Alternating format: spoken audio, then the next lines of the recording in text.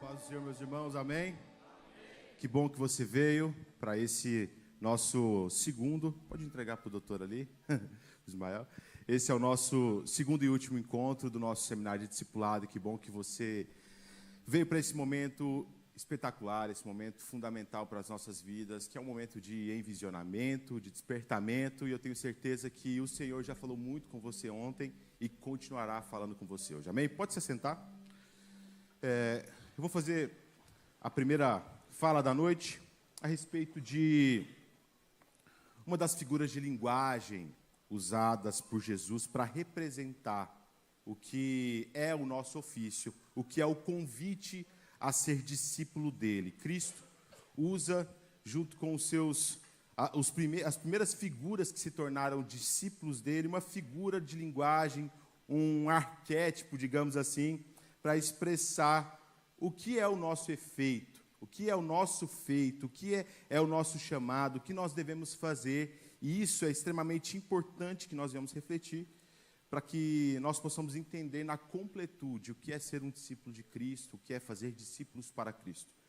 Quem tem Bíblia aí, abre no mesmo texto que o Dixon falou ontem, Mateus 4, eu vou ler com vocês do 18 ao 22.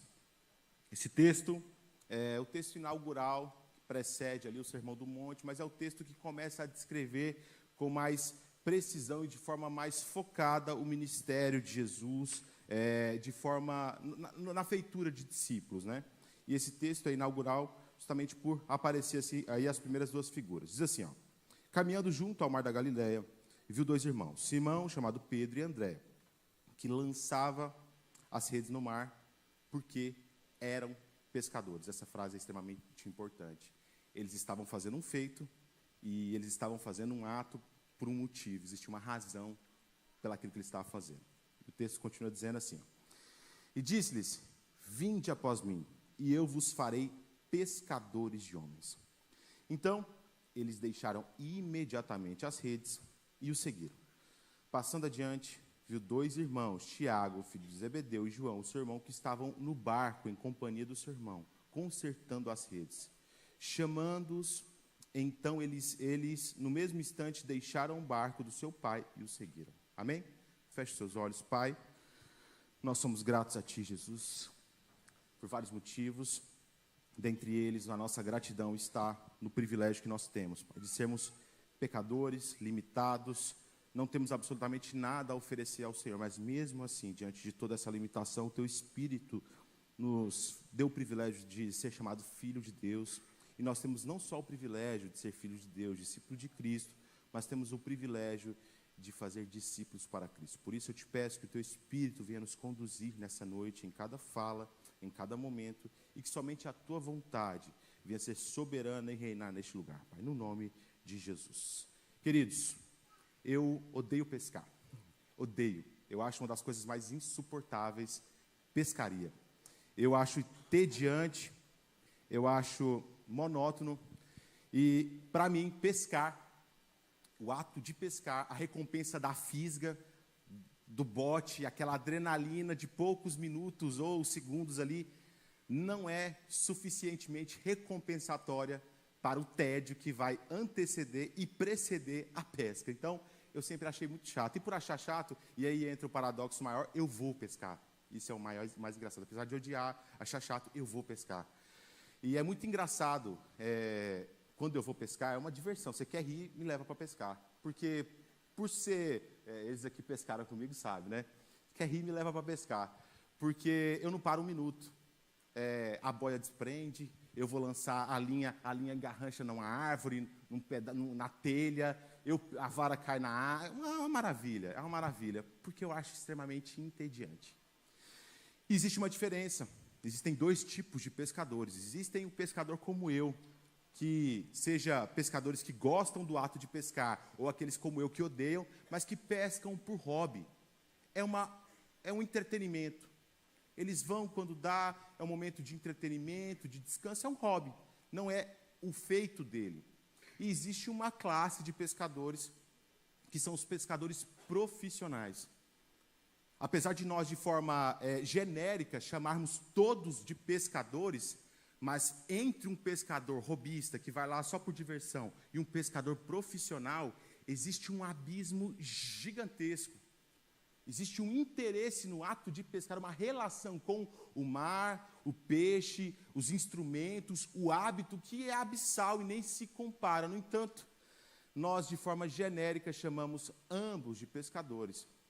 E justamente por isso, eu quero trazer essa figura que Cristo ilustrou, para ilustrar a nossa relação com o discipulado. Apesar de nós falarmos de discipulado, a maioria das vezes, nós não fazemos a distinção que existem pessoas que são discipuladores por vocação e são pessoas que são discipuladores quando dá, quando tem oportunidade. E é muito importante essa perspectiva, essa distinção a partir da figura ao qual o próprio Cristo já trouxe do pescador, para que nós possamos corrigir os nossos corações. Por quê? A primeira distinção que nós encontramos, a primeira diferença é na relação externa, dos fatores externos que um pescador, seja um hobbyista ou um pescador profissional, tem. Por exemplo, quando você vai para o hobby, você olha e pensa na seguinte situação: você vê se vai chover, só que a sua preocupação com a chuva não está necessariamente com o sucesso. Às vezes passa pelo seu conforto. Acho que vai chover, não vou lá não. Você pensa nos mosquitos, você pensa no seu conforto. Você pensa no trânsito, você pensa no seu conforto. Você pensa no balançar do mar, você pensa no seu conforto. Tudo gira, a sua relação com o externo não está necessariamente ligada com o sucesso da pesca, mas com o seu conforto e a sua relação naquele momento de entretenimento. Diferente disso, um pescador profissional, ele se relaciona com todos esses fatores externos, não pensando em seu conforto, mas pensando no sucesso da sua profissão, pensando no sucesso daquilo que ele vai fazer. E ele, dentro dos fatores externos, ele não traz como uma opção: não, hoje está muito frio, eu acho que eu não vou. Não, está chovendo, eu vou molhar, acho que eu não quero me molhar, não vou pescar. Não. Ele adapta, ele constrói uma perspectiva, mas ele vai. Por quê? Porque pescar para alguém que é profissional é essencialmente ele. Essa figura, esse pescador profissional, ele não pesca para se entreter, ele pesca para viver. É a vida dele, é o pão dele, é a existência dele, a casa dele gira em torno da pescaria, os interesses dele giram em torno da pescaria, o feito dele gira em torno da pescaria. Não é por gosto, mas é por vocação. Ele tem interesse naquele ato, não só a partir do desejo, do conforto, da experiência, mas é por ser. E é muito importante porque a gente vê isso nas Escrituras, uma cena que mostra de forma clara, ilustra bem o que eu estou dizendo. Nós temos pescadores, os discípulos de Jesus, que saíram para pescar e não pescaram nada. Mesmo assim, aqueles homens saíram para pescar. Seja para pescar nada, ou para pescar como eles foram depois e lançaram segundo Jesus e saíram cheios, independente do resultado da pesca, o pescador ele sai, porque é o trabalho dele, é o ofício dele, é a profissão dele, é o viver dele, e essa relação era algo tão profundo, assim, entrava tão profundo na mente dos discípulos, que eles nem questionaram Jesus. Você já parou para pensar no convite de Cristo? Cristo chegou para aqueles homens e falou assim: eu vou fazer de vocês. Aqueles homens estavam na profissão deles, gente. Eles estavam no ofício deles, estavam ali, tanto que o texto diz que eles lançavam as redes porque eles eram pescadores. Eles estavam lançando a rede quando Jesus chegou e falou assim: me siga, que eu vou fazer de vocês pescadores de homens. Aqueles homens não questionaram. Aqueles homens não perguntaram para Jesus: tá bom, o que é isso? Como que vai funcionar?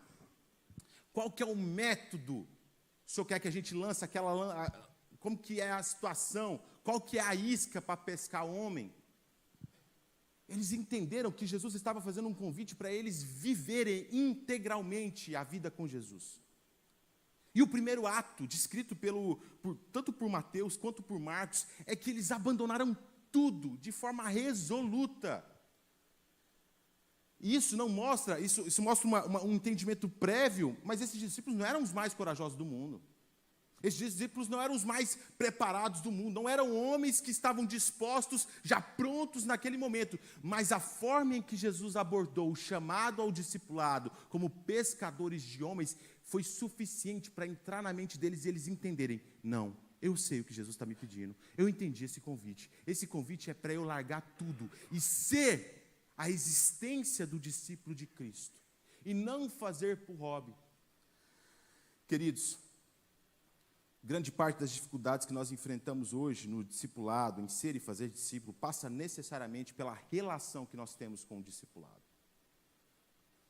Todas as vezes que nós entendemos o discipulado como um hobby, nós colocamos diversos fatores externos, diversos fatores internos, diversas situações como maiores do que a nossa vocação. Por quê? Porque é um entretenimento, é se der, é se valer a pena, é se nós estivermos dispostos, é se... Um pescador profissional não pensa isso. Em nenhum momento na cabeça do pescador profissional passa a ideia da possibilidade do não fazer. Ele faz. Ele vai com dificuldade, ele vai sem querer, ele acorda. Você sabe que, eu me esqueci agora o dado exato aqui, o psiquiatra pode me ajudar, mas existe uma porcentagem significativa, majoritária, de pessoas que não se sentem satisfeitas no seu trabalho. Hoje, se você pesquisar uma quantia majoritária da sociedade, elas não se sentem... Você sente prazer no seu trabalho? Se você falar, não.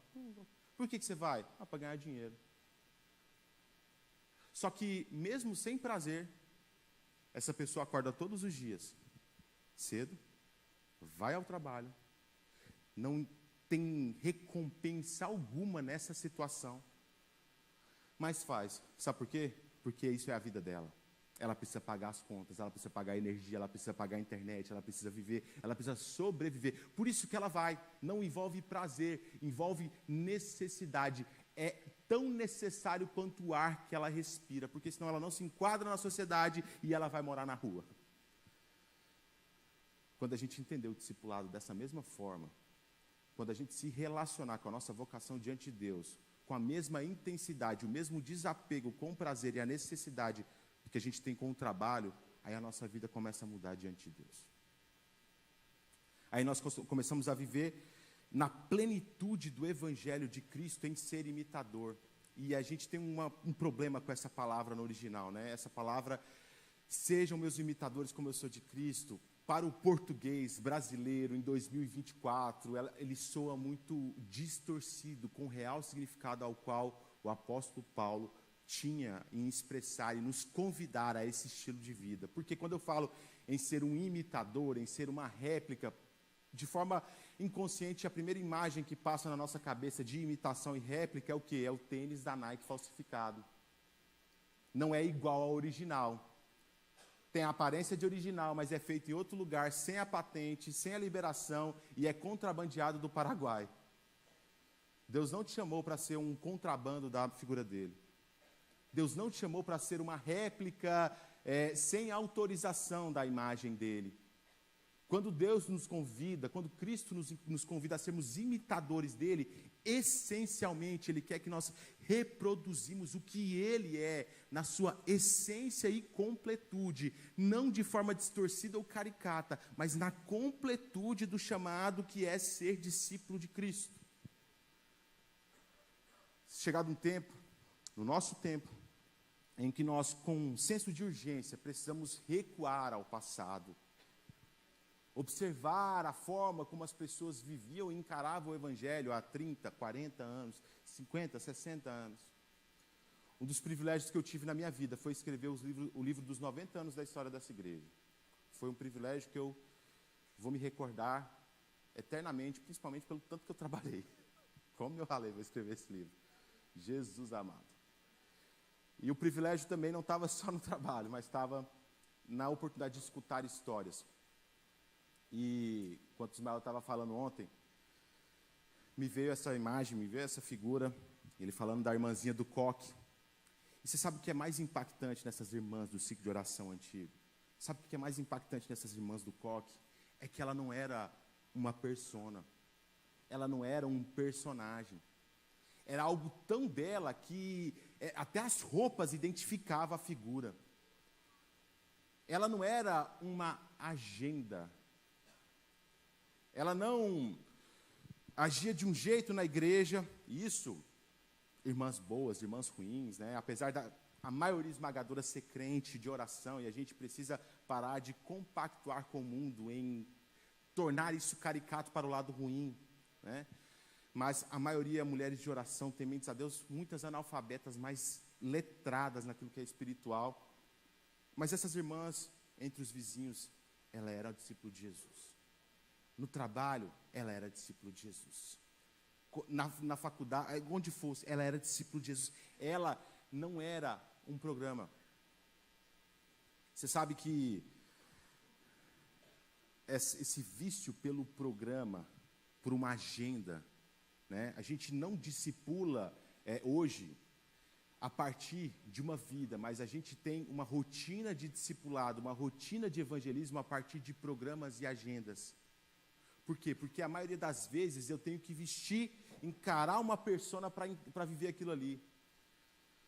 Se eu encontrar alguém no elevador e essa pessoa, do nada, conduzida por Deus, falar assim: olha, eu preciso falar com alguém, meu casamento está acabando. A gente até trava, tem algumas pessoas que até, eu não cheguei nessa parte. Eu sei só chegar na sala do discipulado com uma revistinha que eu preparei para falar. Essa parte, assim, no freestyle, eu não estou habituado. Sabe?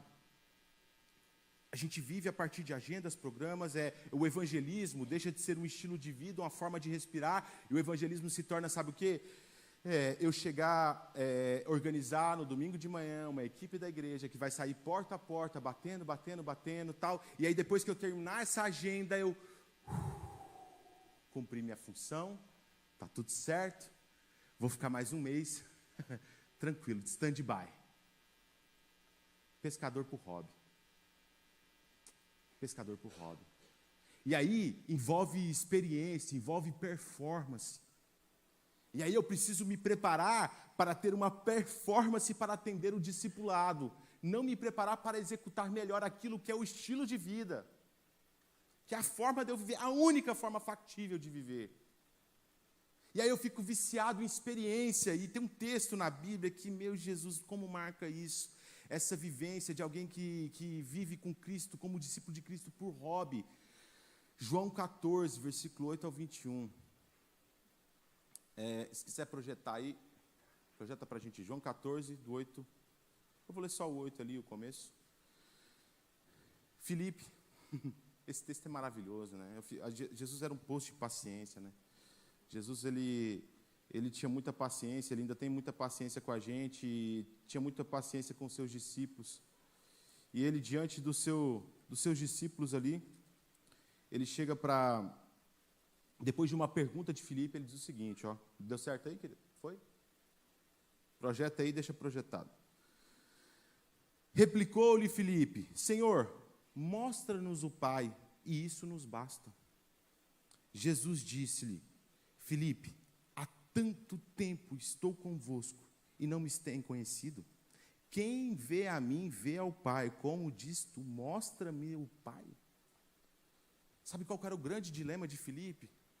Ele estava viciado na experiência, tão viciado na adrenalina de lançar por hobby e puxar, e sair ali, e vir, e brigar com peixe, que ele, quando viu Jesus, ele se cauterizou diante de Jesus, se cauterizou com tanta, uma cegueira tão profunda, que ele esqueceu que Jesus era a imagem do Pai, ao ponto de ter a audácia de virar para Jesus e falar: Jesus, me dá mais um pouquinho de experiência, me dá mais um pouquinho do mover. E, gente, eu sou pentecostal até o tutano, até o talo. Se tem uma coisa que eu acredito e que eu acho que é fundamental para a fé, é a experiência, é fundamental. Existe uma distância intransponível entre o seu ouvido e o seu coração, intransponível. Você pode vir contra qualquer tipo de argumento, mas se você não tiver experiência com Jesus, esse argumento, essas palavras, vai ficar só no teu ouvido, não vai chegar no teu coração. É a experiência que te leva a conhecer Jesus, a testificar do Espírito e a testemunhar que Jesus é o Filho de Deus. No entanto, a vida cristã não se resume à experiência da fisga, da briga, do puxar, tirar o peixe, ir lá e fazer o clique da foto. Não. A maioria das vezes a vida cristã é monótona.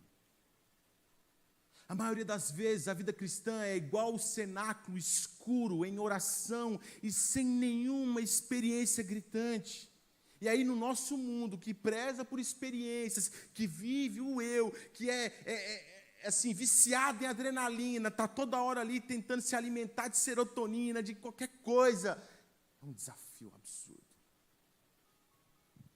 Porque daí se a gente não tiver uma dose de serotonina como recompensa para discipular as pessoas, eu não tenho combustível para ser discipulador. E aí é quando eu começo a ser cada vez mais um crente por hobby. Um discipulador de Jesus quando dá. Eu sou extremamente impactado e fascinado pela vida de Moisés. Eu acho que Moisés é uma figura, assim, ó, depois de Jesus é Moisés, não tem como. E Moisés, ele é um ícone em relação a isso, porque Moisés, em todas as etapas da sua vida, ele se entregou por completo. Ele absorvia tanto aquele momento da vida dele, que ele virava outra pessoa, ele se transformava. Quando ele estava nos primeiros 40 anos da vida dele, ele era tão egípcio, que quando ele chegou ali em Midian, quando ele foi livrar ali as filhas de Reuel, quando a Zípora voltou, ela falou assim, um egípcio nos salvou, porque ele era a imagem do egípcio, ele respirava como egípcio, ele andava como egípcio, ele era 100% egípcio. Quando ele virou um midianita, ele virou um midianita, um pastor de ovelhas.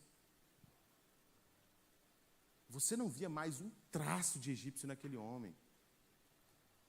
Quando ele virou o grande libertador de Israel, ele era o grande libertador de Israel.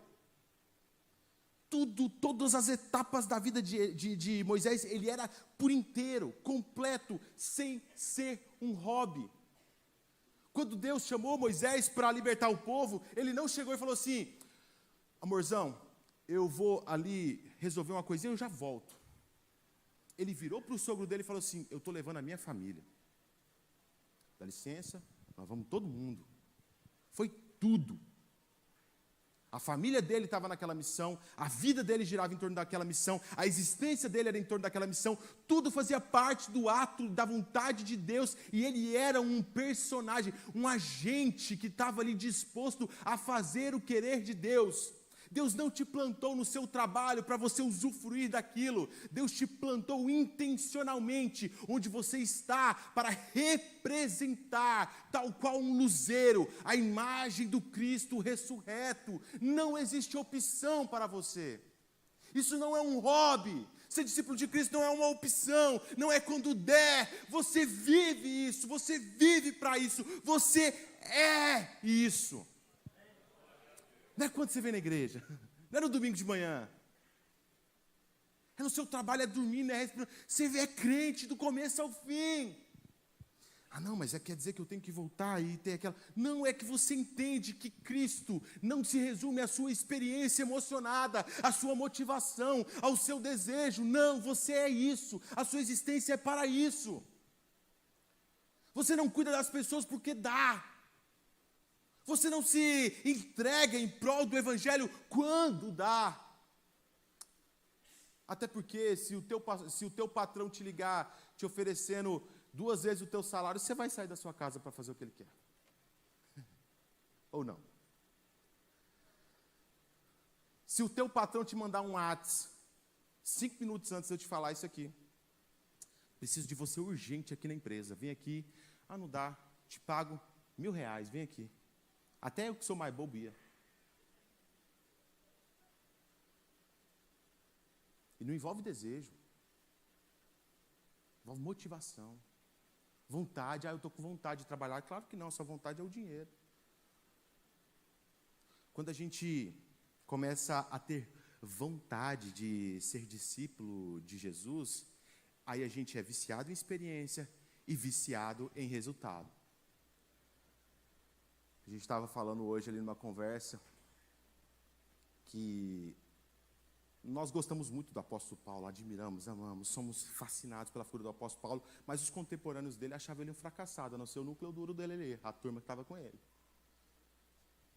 Porque ele terminou seu ministério numa prisão, abandonado, fracasso. Ele não jubilou numa grande igreja, com um grande encerramento, o velório dele não foi feito, é aqui lotado de gente, foguetório e tal, não, fracasso.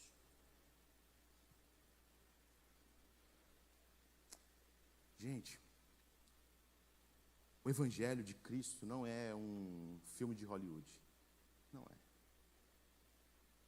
O chamado não tem essa beleza que a gente traça da vontade, sabe? Nossa, hoje eu acordei num desejo de evangelizar. Não envolve esses sentimentos. Não envolve a experiência.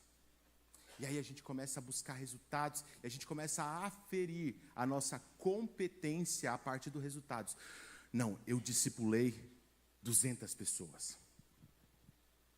E nós somos tão potentes, tão poderosos em nos ludibriar e nos enganar, que a gente começa a comemorar um resultado até que não é nosso.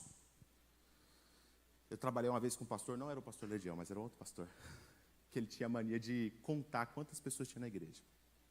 E aí, como eu era o auxiliar imediato, ele passou para mim essa responsabilidade. Ele virou e falou assim: você conta até as crianças na barriga. Porque o que valia era o resultado do papel. E aí nós somos tão poderosos em nos ludibriar com esses resultados, que a gente começa inclusive a comemorar resultado que não é nosso. Pensa só na igreja como um grande barco. E no Evangelho, Jesus não chamou ninguém para ser timoneiro. Só tem uma função dentro do Evangelho, que é de pescador. Não existe o timoneiro, o auxiliar de não sei o quê, nada. Todo mundo que está nesse barco é pescador. Só que o pescador, ele tem que estar no labor da pesca. Aí tem gente que acha que é timoneiro, está lá longe do barco lá, ó, mas ele está no mesmo barco. E aí, um irmão lá pescou, ele bate palma, pescamos uma alma, glória, mas ele não sangrou uma gota de oração naquela pessoa. Pescamos uma alma, ele comemora o resultado do barco, ele comemora, vem aqui, ó, acaba um congresso, vem 100 pessoas aceitar Jesus, morre de felicidade, nossa. Mas em nenhum momento ele se sente compelido ou constrangido de pensar: nenhuma dessas pessoas fui eu que convidei para estar aqui. Essa pesca é do barco que eu estou, mas não é uma pesca que eu participei. Essa pesca, ela só diz respeito a mim por estar no mesmo ambiente geográfico e pertencer ao mesmo corpo, mas não existe um poro do meu corpo, da minha existência, que suou em favor dessa pessoa. Nós não somos chamados para sermos timoneiros do reino, nós somos chamados para sermos pescadores de homens. Para dirigir a igreja como um grande timoneiro, não. Quanto tempo tem? Isso para pastor é um desafio, assim, ó, homérico. Para quem é pastor é uma tentação você comemorar resultado que não é teu. Porque eu estou aqui pregando, culto de quinta-feira. Aí eu não convidei ninguém. Aí 20 pessoas aceitaram Jesus. Aí eu viro assim, pastor Lediel me manda uma mensagem: deu tudo certo, foi bom culto? Pastor, preguei hoje, 20 pessoas aceitaram Jesus depois que eu preguei.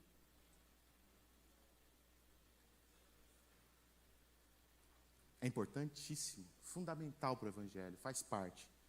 Mas isso não envolve, não se resume àquilo que Cristo me chamou.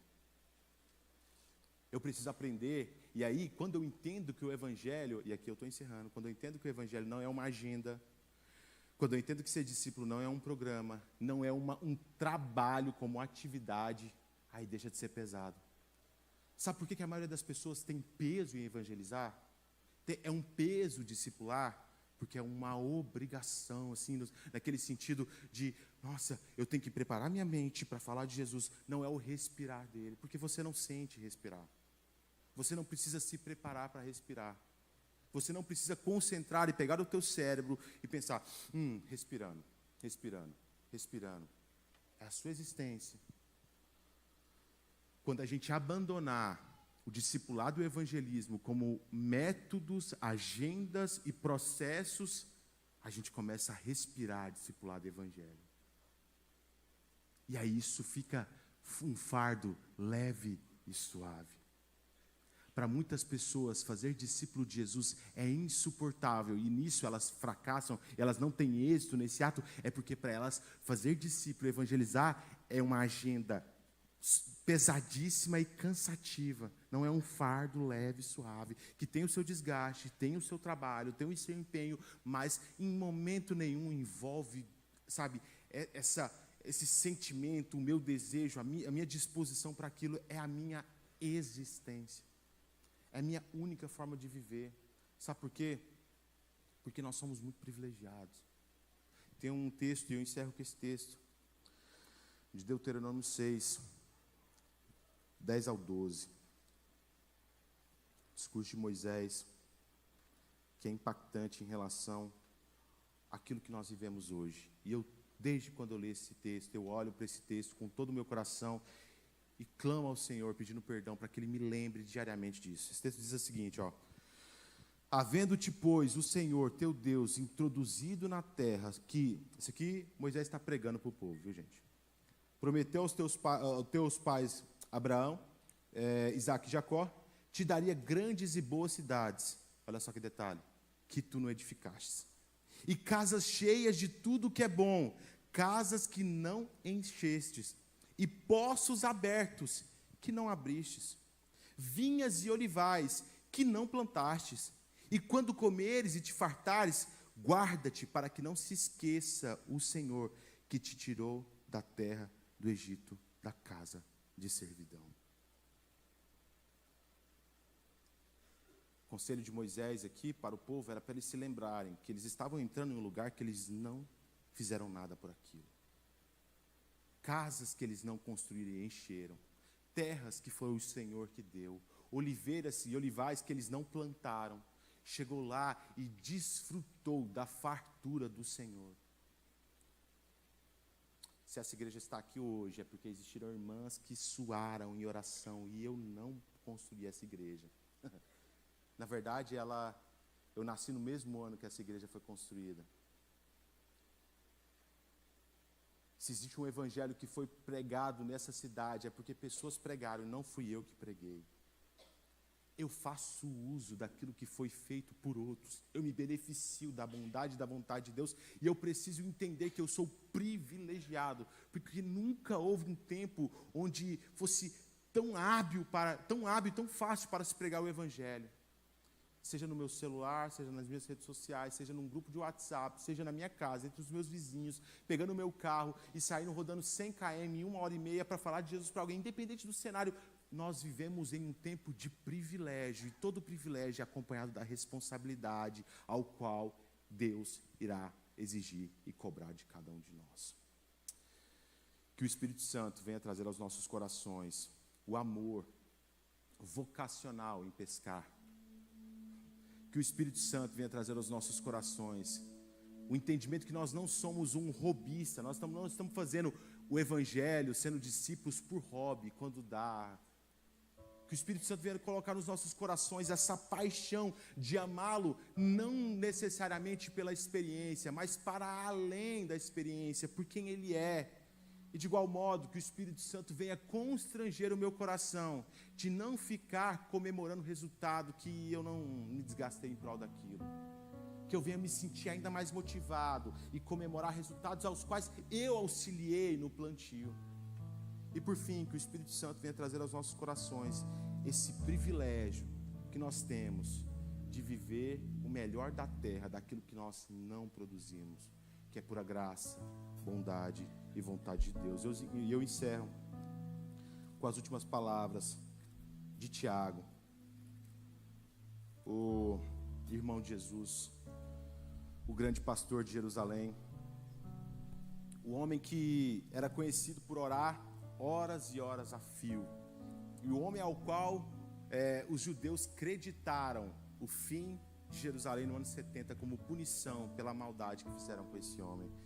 Esse homem, em uma carta tão prática, encerra em suas últimas palavras dizendo assim: Tiago 5, 19 e 20. Meus irmãos, se algum entre vós se desviar da verdade e alguém o converter, sabei que aquele que converte o pecador do seu caminho errado salvará da morte a alma dele e cobrirá uma multidão de pecados. Como essa palavra é impactante. Eu, pecador, limitado, pequeno, falho, participando intimamente, diretamente do privilégio de levar outros pecadores à reconciliação e ao perdão. Participar intimamente e diretamente da condução de pessoas que estavam caminhando a passos largos para a perdição, retornando em direção ao céu. Que nessa noite nós venhamos entender que você não é um crente por hobby, um discipulador por hobby. É a única forma ao qual você tem para viver.